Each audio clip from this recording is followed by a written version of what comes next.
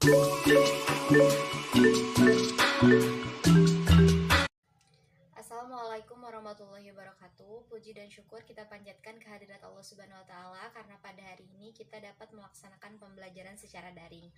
Pada pertemuan kali ini kami dari kelompok 4 akan mempresentasikan mengenai evaluasi pembelajaran lembaga kursus dan pelatihan menjahit. Sebelum kepada penyampaian materi, izinkan saya sebagai moderator untuk memperkenalkan anggota kelompok 4. Yang pertama ada Saudari Rosi Rahmatul Ummah yang akan menjelaskan materi pertama. Selanjutnya ada Windy Widiawati yang akan menjelaskan materi kedua dan materi kelima. Selanjutnya ada Ida Aunilah sebagai pemateri ketiga. Dan materi keempat akan disampaikan oleh saya sendiri, yaitu Suci Al-Quratul Aini.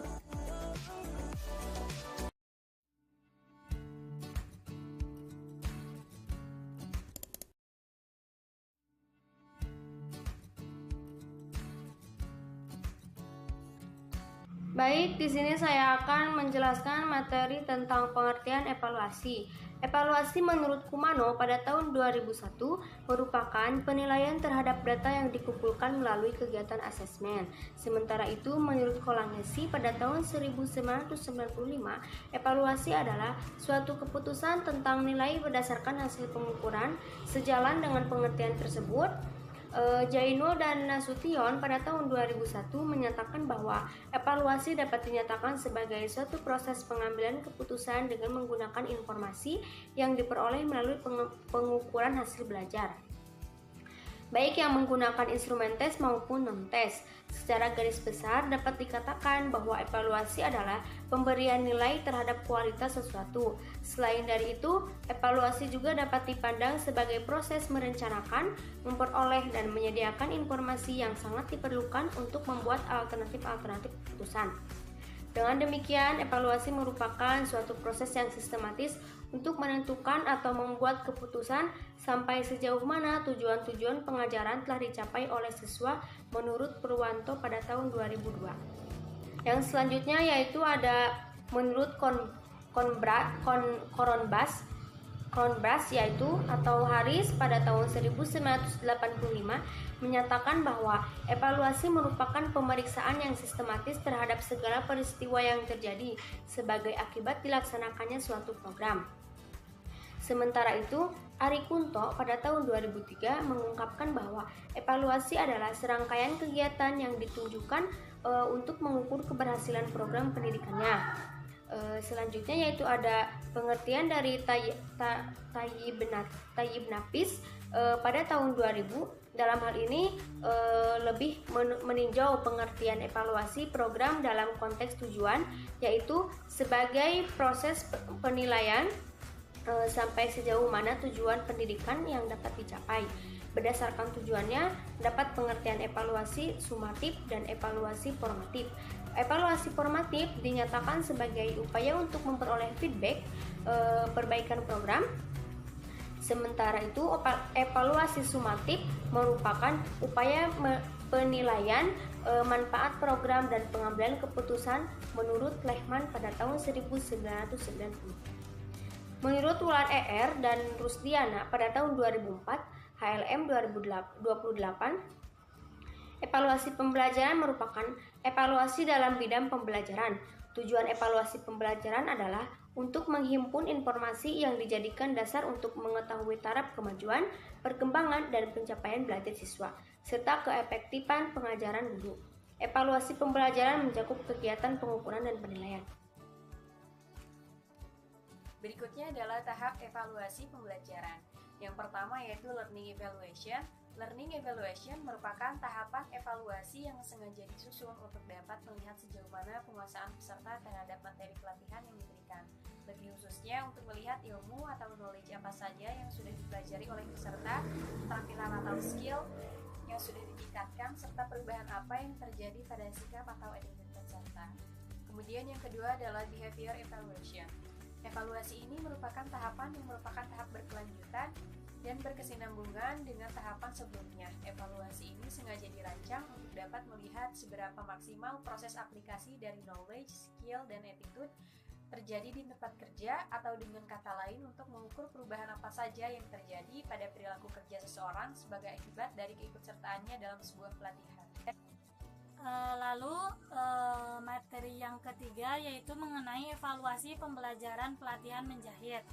Nah, pada evaluasi pembelajaran pelatihan menjahit dibagi menjadi 3. Yang pertama pengetahuan, keterampilan, dan sikap. Nah, evaluasi pengetahuan pelatihan menjahit dilakukan dengan cara ujian tulis, ujian lisan, maupun daftar isian pertanyaan. Nah, sebagai contohnya dari salah satu LKP di Indonesia, yaitu LKP Nisan Fortuna yang terletak di Kabupaten Kudus. Pada LKP ini peserta didiknya diminta atau peserta didiknya diberikan ujian tertulis yang di dalamnya mengandung tentunya terdapat pertanyaan-pertanyaan tentang pelatihan menjahit, yang tentunya pertanyaan-pertanyaan tersebut telah disampaikan pada proses pembelajaran di LKP Nisan Fortuna tersebut.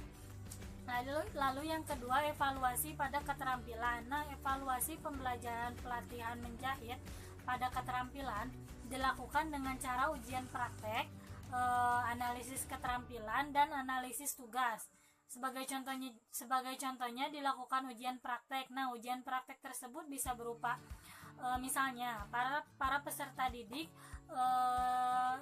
diberi tugas untuk membuat salah satu mahakarya seperti membuat baju, membuat salah satu busana yang akan dipakai oleh peserta didik tersebut atau oleh model dari peserta didik tersebut, yang mana atau kemudian hasil dari karya tersebut dinilai oleh para instruktur agar mengetahui bagaimana keterampilan dari para peserta didik tersebut.